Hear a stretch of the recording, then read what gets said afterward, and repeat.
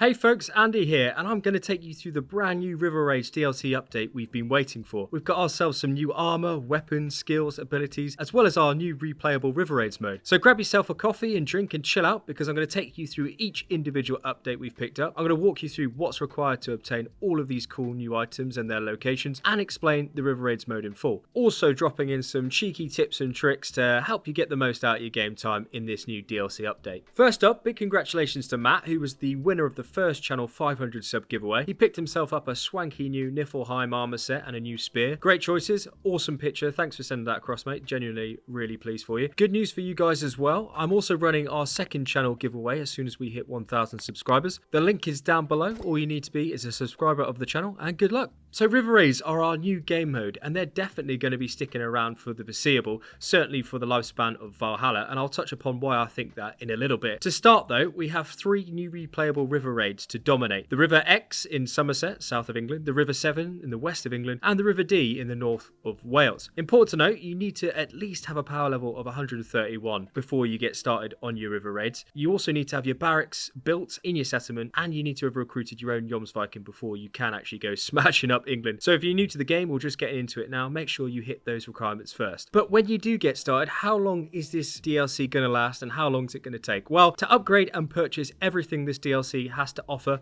from the resources you gain from raiding, it's going to cost you 3,150 resources, and that's going to take you about 10 to 12 full raids depending upon your cargo upgrade rank, which I'll talk about in a little bit. In total though, if you're really efficient, it'll take you about 3 to 5 hours to complete everything, which is longer than the Yule Festival, and to be honest, a lot more fun as far as free content goes. So the name of the game is to raid each river and gather foreign resources, which you can then return to the settlement to then upgrade and purchase different assets. This is pretty much identical to the format you've played during the game where we first arrived in England and started raiding, so it's going to be pretty familiar. If you do die while raiding though, you're going to lose all of your collected loot and resources, but to be honest with you, I'm going to be impressed if you manage to actually head to Valhalla, because we're so overpowered at the moment. It is quite easy just to steamroll through these river raids. They did say they were going to give us this risk and reward kind of feeling when playing these new game modes. You do get hints of it. There are sprinkles of risk every now and then when you forget to ration, but it's not really that much of a big deal. So when you do start raiding the River Severn and Exe, which is the 2 raiding rivers open to you to start with, you're going to have the opportunity to pick up 2 clues, which is going to lead you on a merry quest to find St. George's armor and obtain that famous longsword that slayed the legendary dragon, and earn George the sainthood as the patron saint of England. So this is the main underlining quest in the DLC, and finding these 2 clues are going to open up that 3rd raiding zone in the River Dee. The location of the first clue, by the way, is in Cirencester Monastery, which is actually located in the River Exe, and the second is the Northern Monastery, which is located in the River Severn. So after you've done raiding, you'll return to the settlement and you'll speak to Varn, I think that's his name, we're going to go with it, who will then send you on another quest to obtain the Great St. George's Longsword, which is actually located at the, here we go, Devervixtrix Fortress, which is at the end of the River Dee. So this is your 3rd raid location. I really enjoyed this part of the DLC. You get to the top of the fortress, mow down everybody, and you find yourself against this champion who is incredibly difficult to beat. Nonetheless, good fun, and you got yourself a massive greatsword. Now, as you know, these raids are repeatable, they are replayable, so to actually get these resources and cosmetics, you are going to have to re-grind a lot of these rivers to get them. But as soon as you get enough resources, you'll be able to buy the Jomsviking Longship skin, pick up some brand new Jomsviking tattoos, the standout being the face one. I think that looks pretty sweet. And when you max level your Jomsviking haul, it's going to look pretty cool just on the side of the river there. But before you start spending, without fail, the first thing you actually need to purchase is the cargo upgrades on your Jomsviking ship when you go raiding. It's going to cost you 450 resources for the first cargo upgrade to get that storage space up to 300, so it's going to take you about 3 raids, and then it's going to cost you a further 750 resources to upgrade the cargo hold to level 3, which is going to take you another 3 full raids, so about 6 in total to get the cargo up to max level. After doing this though,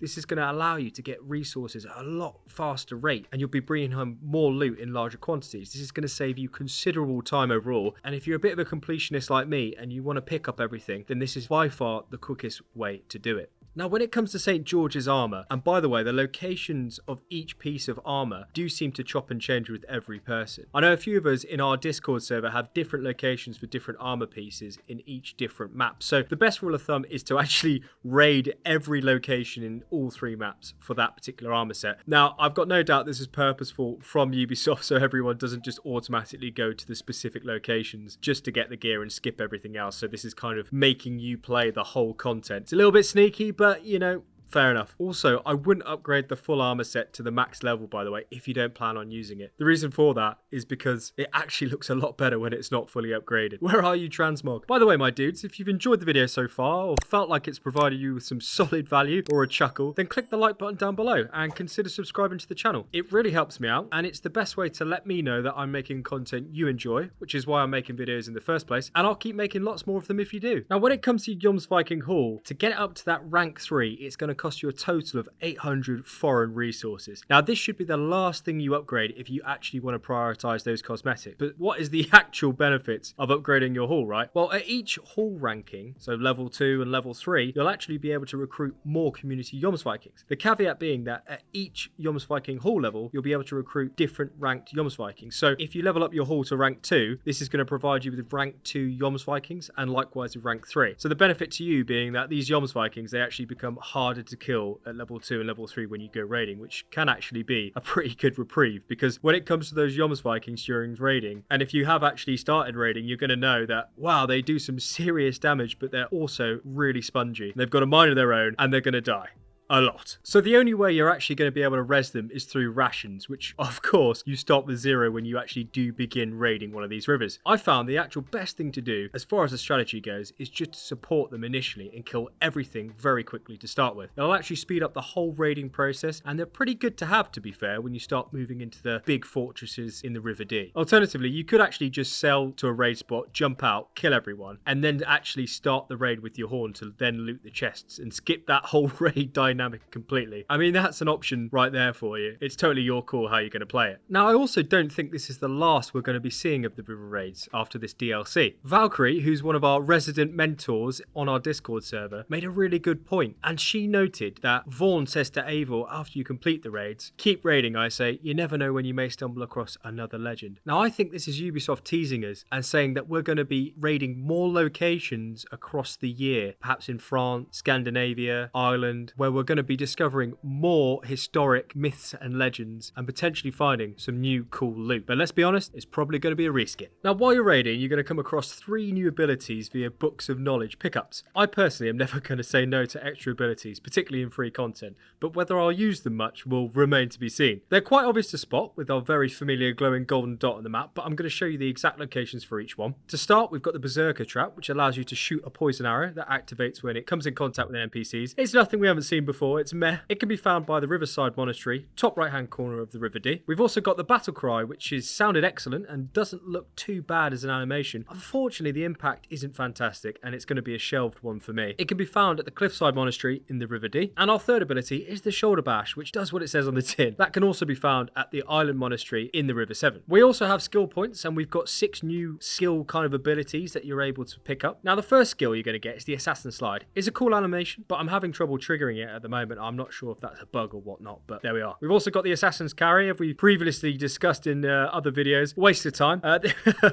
Then we've got the Fight Ready. This is okay, to be honest, but with my current build, I gain an adrenaline bar really quickly after a few hits with my daggers, so it's pretty meaningless, to be fair. We've also got the Power Stroke, which is useful if you're raiding a river you've already done to boost through the barriers. It's not massively impactful because the barriers don't cause you much damage. We've also got the Arrow Looter. I like this one. It's probably the best one out of them all, to be fair. It makes sense and it adds that extra utility while you're playing the game. And we've also got the Longship Bracer. So we don't actually spend time in the Longship under fire too much, so it's not massively needed. But what I would say is it looks cool. We just need a shield wall now, and that would be awesome. By the way, if you're a big Assassin's Creed fan and love talking about it, then consider joining our fantastic community on Discord. I cannot speak highly enough about these guys. We've been having great fun, and we've been thick as thieves over this recent DLC update. So if you'd like to be a part of a small, enthusiastic, and good-natured AC community, join our Discord channel and say hello. Links below. I also want to say a specific thank you to all of you guys supporting me. I'm having such a great time, and it's because of you all in Discord and in the comment section. I could not ask for more. In particular, though, I'd like like to say a personal thanks to, and I hope I pronounced this correctly, Alexia and his son. This is the best comment I've received since making videos, and it honestly made my week. So I'm looking forward to making more videos for you guys, and I hope you've been enjoying the raid so far. Anyway, that's enough from me. Hit a like down below if you haven't done already. It helps me out loads, and consider subscribing for more AC content like this. Cheers guys, and as usual, coffee's on me.